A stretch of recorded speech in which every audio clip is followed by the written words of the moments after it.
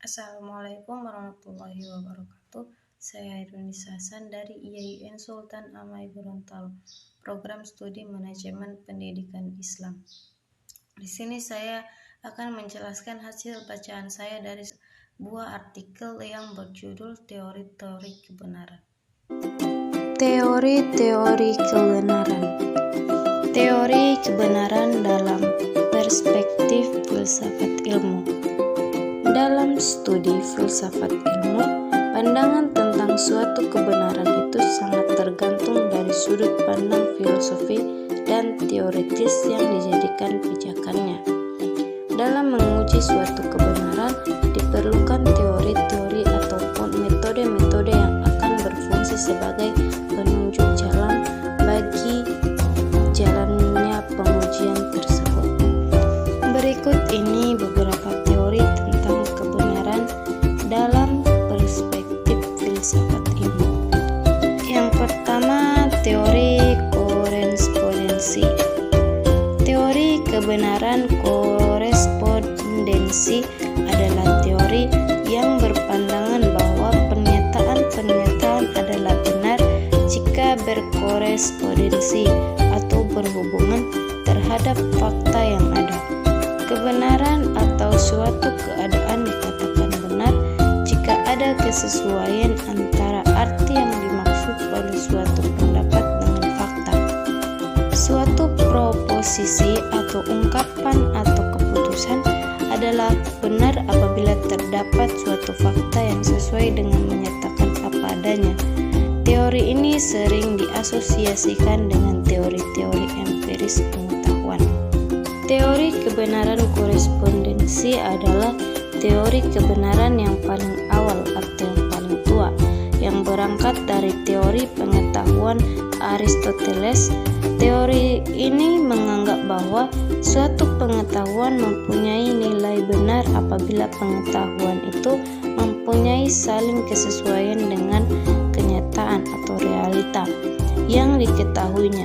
Contoh seperti ilmu-ilmu pengetahuan alam. Yang kedua yaitu teori koherensi atau konsistensi. Tokoh teori ini adalah Spinoza, Hegel, dan Bradley. Suatu pengetahuan dianggap benar menurut teori ini adalah bila suatu proposisi itu mempunyai hubungan dengan ide-ide dari proposisi yang terdahulu yang bernilai benar.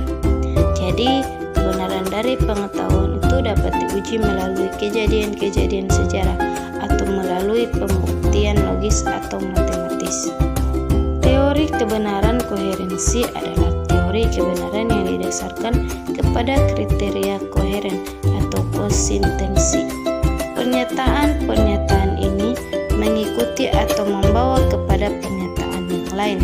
Berdasarkan teori ini, suatu pernyataan dianggap benar bila pernyataan itu bersifat koheren atau konsisten dalam pernyataan-pernyataan sebelumnya yang dianggap benar. Yang ketiga yaitu teori pragmatis. Teori kebenaran pragmatis adalah teori yang berpandang bahwa arti dari ide dibatasi oleh referensi pada konsekuensi ilmiah, persoalan atau sosial.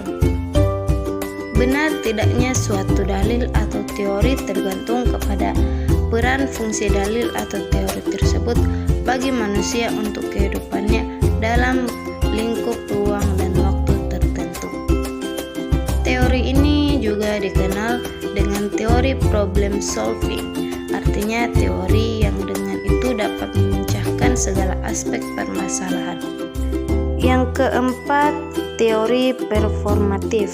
Teori ini menyatakan bahwa kebenaran diputuskan atau dikemukakan oleh pemenang otoritas tertentu.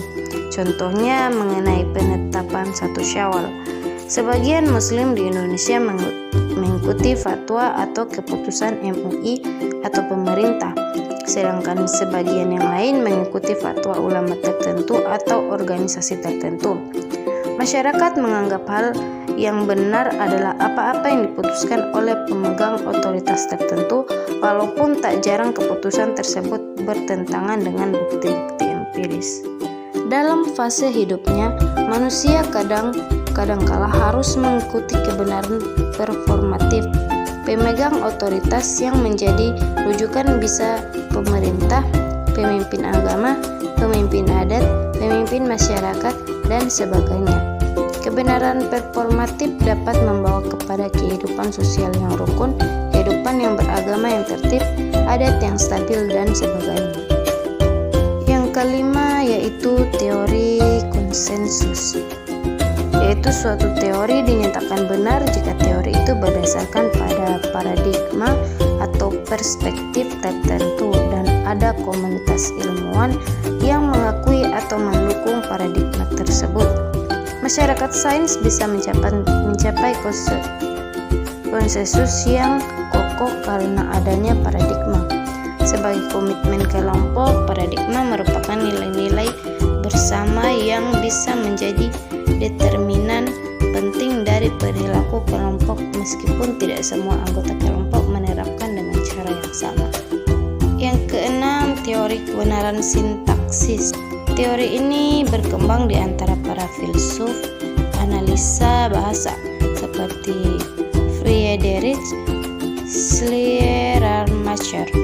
Menurut teori ini, suatu pernyataan dianggap benar bila pernyataan itu mengikuti aturan sintaksis atau gramatika yang baku. Yang ketujuh, teori kebenaran semantik.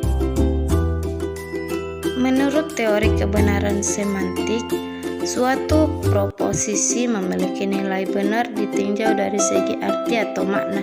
Jadi memiliki arti maksudnya menunjukkan pada referensi atau kenyataan, juga memiliki arti yang bersifat definitif. Yang kedelapan, teori kebenaran non-deskripsi.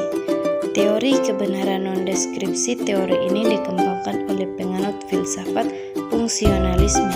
Jadi menurut teori ini, suatu statement atau pernyataan itu akan mempunyai nilai benar ditentukan tergantung peran dan fungsi pernyataan itu mempunyai fungsi yang amat praktis dalam kehidupan sehari-hari. Yang kesembilan, teori kebenaran logik.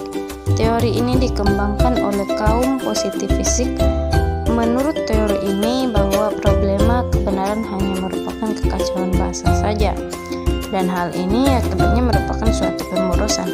Karena pada dasarnya apa pernyataan yang kehendak dibuktikan kebenarannya memiliki derajat logik yang sama yang masing-masing saling melengkapinya.